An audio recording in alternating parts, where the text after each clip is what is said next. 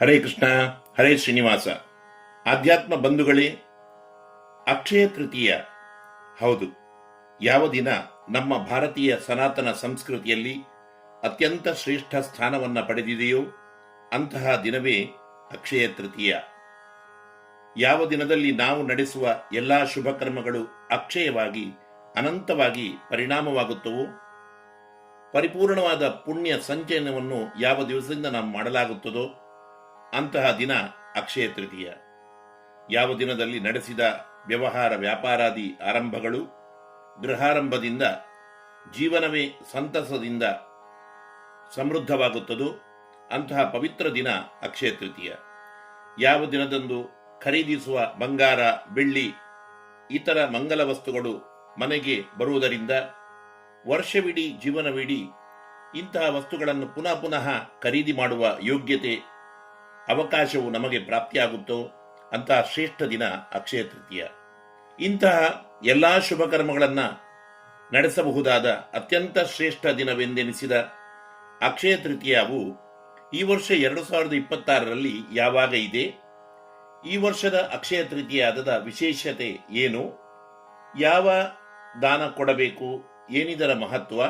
ಈ ವರ್ಷದ ಅಕ್ಷಯ ತೃತೀಯ ದಿವಸದಂದು ಪೂಜಾದಿಗಳನ್ನು ಯಾವ ಸಂದರ್ಭದಲ್ಲಿ ನಡೆಸಬೇಕು? ಧಾರ್ಮಿಕ ಆಚರಣೆಗಳನ್ನು ಯಾವ ರೀತಿ ನಡೆಸಬೇಕು?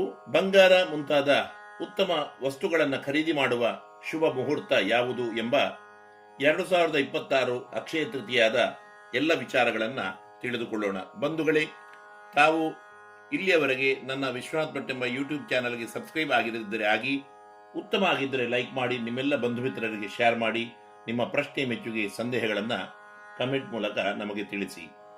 ಬಂಧುಗಳೇ, ಪವಿತ್ರವಾದ ವೈಶಾಖ ಮಾಸದ ಶುಕ್ಲ ಪಕ್ಷದಲ್ಲಿ ಅಕ್ಷಯ ತೃತೀಯ ತಿಥಿಯು ಬರುತ್ತದೆ. ಈ ವೈಶಾಖ ಮಾಸ ಎಂಬುದೇ ಭಗವಂತನಿಗೆ, ದೇವತೆಗಳಿಗೆ ಹಾಗೂ ಶುಭ ಕರ್ಮಗಳಿಗೆ ಅತ್ಯುತ್ತಮವಾದ ಸಮಯವಾಗಿದೆ, ಮಾಸವಾಗಿದೆ.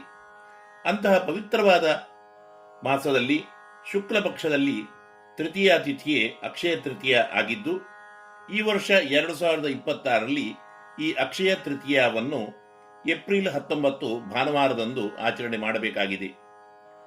ನಿಜವಾಗಿ ಅಕ್ಷಯ ತೃತೀಯ ತಿಥಿಯು 19ನೇ ತಾರೀಕು ಭಾನುವಾರ ಬೆಳಿಗ್ಗೆ ಸೂರ್ಯೋದಯ ಕಾಲದಲ್ಲಿ ಇಲ್ಲ, ಬೆಳಿಗ್ಗೆ 10:45 ಆರಂಭವಾಗಿ ಏಪ್ರಿಲ್ 20ನೇ ತಾರೀಕು ಸೋಮವಾರ ಬೆಳಿಗ್ಗೆ 7:49 ಇದೆ. ಅಕ್ಷಯ ತೃತೀಯವು ಸೂರ್ಯೋದಯದಲ್ಲಿ ಇಲ್ಲದೇ ಇರುವುದರಿಂದ 20ಕ್ಕೆ ಮಾಡಬೇಕೋ ಎಂಬುದಾಗಿ ಸಂಶಯ ಇದ್ದರೆ, ಈ ಸಂಶಯಕ್ಕೆ ನಿವಾರಣೆಗೆ ಒಂದು ವಿಶೇಷವಾದ ಕಾರಣ ಇದೆ. ಅಕ್ಷಯ ತೃತೀಯವು ಸೂರ್ಯೋದಯ ಕಾಲದಲ್ಲಿ ಇರಬೇಕು ಎಂಬಂತಹ ನಿಯಮ ಶಾಸ್ತ್ರ ಸಮ್ಮತವಾಗಿಲ್ಲ. ಇನ್ನೊಂದು, ತ್ರಿಮುಹೂರ್ತ ವ್ಯಾಪಿನಿಯು ಪ್ರದೋಷ ಕಾಲದಲ್ಲಿ ಈ ಅಕ್ಷಯ ತೃತೀಯದ ಮುಹೂರ್ತವು ಬರಬೇಕಾದ್ದರಿಂದ, ಪ್ರದೋಷ ವ್ಯಾಪಿನಿಯು ಆಗಬೇಕಾಗಿರುವುದರಿಂದ ಈ ಎಲ್ಲ ಉತ್ತಮ ಅಂಶಗಳು 19ನೇ ತಾರೀಕು ಭಾನುವಾರವೇ ಸಿಗುವುದರಿಂದ ಏಪ್ರಿಲ್ 19 ಭಾನುವಾರವನ್ನೇ ಅಕ್ಷಯ ತೃತೀಯದ ಹಬ್ಬವನ್ನಾಗಿ ನಾವು ಆಚರಣೆ ಮಾಡಬೇಕು. ಈ ಅಕ್ಷಯ ತೃತೀಯದ ಬಗ್ಗೆ, ಅಕ್ಷಯ ತೃತೀಯದ ಆಚರಣೆ ಬಗ್ಗೆ ಅನೇಕ ಪುರಾಣಗಳು ಅನೇಕ ರೀತಿಯಾಗಿ ವರ್ಣನೆ ಮಾಡುತ್ತವೆ. 21 ಬಾರಿ ಭೂಪ್ರದಕ್ಷಿಣೆಗೈದು ದುಷ್ಟ ಕ್ಷತ್ರಿಯರನ್ನು ನಾಶಗೈದು ಧರ್ಮದ ಪುನರುತ್ಥಾನವನ್ನ ಮಾಡಿದ ಪರಶುರಾಮ ದೇವರ ಅವತಾರದ ದಿವಸವೂ ಇಂದು ಆಗಿದ್ದು, ಪರಶುರಾಮ ಜಯಂತಿಯನ್ನ ಇಂದು ಮಾಡಬೇಕು.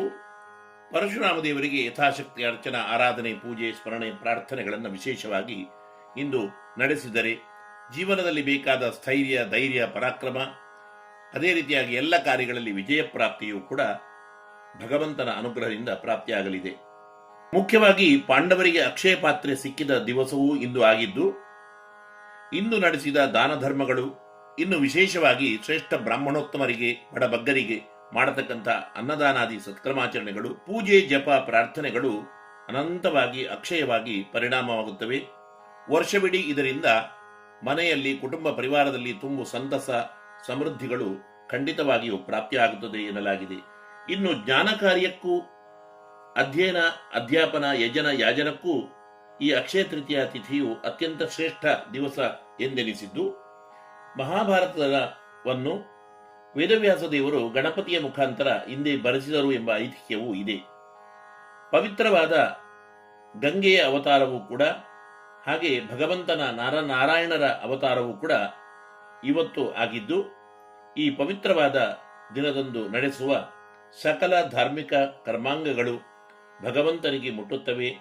ಜನ್ಮ ಜನ್ಮಾಂತರದ ಎಲ್ಲ ಪಾಪಗಳನ್ನು ಕಳೆದುಕೊಳ್ಳುವ ಶುಭ ಅವಸರವನ್ನ ಈ ದಿವಸ ನಾವು ಪಡೆದುಕೊಳ್ಳಬಹುದು. ಅನಂತ ಪುಣ್ಯ ಫಲವನ್ನ ಗಳಿಸುವಲ್ಲಿ ನಮ್ಮ ಎಲ್ಲ ಪೂಜಾ ಕರ್ಮಗಳು, ಇವತ್ತು ನಡೆಸುವ ಕಾರ್ಯಕ್ರಮಗಳು ಕಾರಣವಾಗುತ್ತವೆ. ವೈಶಾಖ ಮಾಸದಲ್ಲಿ ಅತಿಶ್ರೇಷ್ಠವಾದ ಜಲಪಾತ್ರಿದಾನ ಅಥವಾ ಉದಕುಂಭದಾನ ಎನ್ನುತ್ತಾರೆ. ಅದನ್ನು ಶ್ರೇಷ್ಠ ಬ್ರಾಹ್ಮಣರಿಗೆ ಈ ಅಕ್ಷಯ ತೃತೀಯದ ದಿವಸ ನಡೆಸಿದರೆ ಉತ್ತಮ ಪುಣ್ಯ ಫಲಪ್ರಾಪ್ತಿ ಇದೆ. ಇನ್ನು ಬಡಬಗ್ಗರಿಗೆ ಯಥಾಶಕ್ತಿ ಸಹಾಯಗಳನ್ನು, ಶಿಕ್ಷಣಾರ್ಥಿ ಬಡ ಮಕ್ಕಳಿಗೆ ಪುಸ್ತಕ, ಶಾಲಾ ಸಮವಸ್ತ್ರ ಇತ್ಯಾದಿಗಳನ್ನು ದಾನ ಮಾಡಿದರೆ ಶ್ರೇಷ್ಠ ಶುಭ ಫಲಗಳು, ಅದೃಷ್ಟಾದಿಗಳು ನಮಗೆ ಪ್ರಾಪ್ತಿಯಾಗುತ್ತವೆ. ಏಪ್ರಿಲ್ 19 ಭಾನುವಾರದಂದು ಬೆಳಿಗ್ಗೆ 10:45 ಏಪ್ರಿಲ್ 20 ಸೋಮವಾರ ಬೆಳಿಗ್ಗೆ 7:49 ಅಕ್ಷಯ ತೃತೀಯ ತಿಥಿಯೂ ಇದೆ. ಇವತ್ತಿನ ಧಾರ್ಮಿಕ ವಿಧಿ ವಿಧಾನಗಳನ್ನು, ಜಪಾನುಷ್ಠಾನ, ಪೂಜೆಗೆ ಶುಭ ಮುಹೂರ್ತವು ಬೆಳಿಗ್ಗೆ 10:52 ಮಧ್ಯಾಹ್ನ 12:20 ನಡೆಸಬೇಕು. ಇನ್ನು ಬಂಗಾರ ಮುಂತಾದ ಉತ್ತಮ ವಸ್ತುಗಳ, ಮಂಗಲ ದ್ರವ್ಯಗಳ ಖರೀದಿಗೆ ಶುಭ ಮುಹೂರ್ತ ಬೆಳಿಗ್ಗೆ 10:49 ಸಂಜೆ 7 ನಡೆಸಬಹುದಾಗಿದೆ. ಆದ್ದರಿಂದ ಪರಮ ಪವಿತ್ರವಾದ ಅತ್ಯಂತ ಪುಣ್ಯ ದಿವಸವಾದ ಎಲ್ಲ ರೀತಿಯ ಮಂಗಲ ದ್ರವ್ಯಗಳ ಖರೀದಿಗೆ ಅತ್ಯಂತ ಶ್ರೇಷ್ಠತೆಯನ್ನ, ಅತ್ಯಂತ ಲಾಭವನ್ನ ಕರುಣಿಸುವ ಈ ದಿವಸದಂದು ಬೆಳಿಗ್ಗೆ ಬೇಗನೆ ಎದ್ದು ಮನೆಯ ಆವರಣವನ್ನ ಗೋಮಯಾದಿಂದ ಶುದ್ಧಗೊಳಿಸಿ, ತಳಿರು ತೋರಣಗಳಿಂದ ಅಲಂಕರಿಸಿ, ರಂಗೋಲಿಯನ್ನ ಬರೆದು ಭಗವಂತನಿಗೆ, ಕುಲದೇವರಿಗೆ, ಇಷ್ಟದೇವರಿಗೆ ಯಥಾಶಕ್ತಿ ಪೂಜಾದಿಗಳನ್ನ, ಇಷ್ಟ ಮಂತ್ರಾದಿ ಜಪಗಳನ್ನ ನಡೆಸಿಕೊಂಡು, ಅದೇ ರೀತಿಯಾಗಿ ವಿಶೇಷವಾಗಿ ಪರಶುರಾಮ ದೇವರ ಪ್ರಾರ್ಥನೆ, ವೇದವ್ಯಾಸ ಗಣಪತಿ ದೇವರ ಪ್ರಾರ್ಥನೆಯನ್ನು ಕೂಡ ಇವತ್ತು ವಿಶೇಷವಾಗಿ ನಡೆಸಿಕೊಂಡು, ಸಾಧ್ಯವಾದರೆ ಉತ್ತಮ ತೀರ್ಥ, ನದಿ ಸ್ನಾನ, ಪುಣ್ಯಕರ್ಮ, ದಾನ ಧರ್ಮಾದಿಗಳನ್ನು ನಡೆಸಿಕೊಂಡು, ಅದೇ ರೀತಿಯಾಗಿ ನಿಮ್ಮ ಯಥಾಶಕ್ತಿ ಬೆಳ್ಳಿ, ಬಂಗಾರ ಇತ್ಯಾದಿ ಮಂಗಲ ದ್ರವ್ಯಗಳನ್ನ ಉತ್ತಮ ಮುಹೂರ್ತದಲ್ಲಿ, ಶ್ರೇಷ್ಠ ಸಮಯದಲ್ಲಿ ಖರೀದಿಸಿ ವಿಶೇಷವಾದ ಆಯುಷ್ಯ, ಆರೋಗ್ಯ, ಭಾಗ್ಯ, ಸಂಪತ್ತು, ಅದೃಷ್ಟಾದಿಗಳನ್ನ ಇದರಿಂದ ತಾವೆಲ್ಲರೂ ಪಡೆಯಿರಿ. ಭಗವಂತನ ಅನುಗ್ರಹ ನಿಮಗಿರಲಿ. ಅಕ್ಷಯ ತೃತೀಯದ ಎಲ್ಲರಿಗೂ ಕೂಡ ಶುಭಾಶಯಗಳನ್ನು ಹೇಳುತ್ತಾ ನನ್ನ ಮಾತನ್ನು ಕೃಷ್ಣಾರ್ಪಣಗೊಳಿಸುತ್ತೇನೆ. ಜೀವೇಮ ಶರದಶತಂ, ಜೀವೇಮ ಶರದಶತಂ.